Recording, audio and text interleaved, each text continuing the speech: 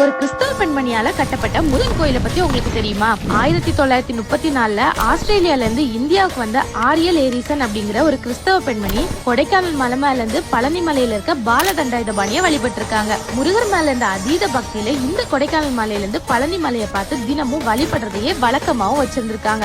அது மட்டும் இல்லாம சிவபக்தரான ராமநாதன் அவர்களை கல்யாணம் பண்ணி ஆரியல் ஏரிசன்ங்கிற அவங்க பேரை லீலாவதி அப்படின்னு மாத்திருக்காங்க.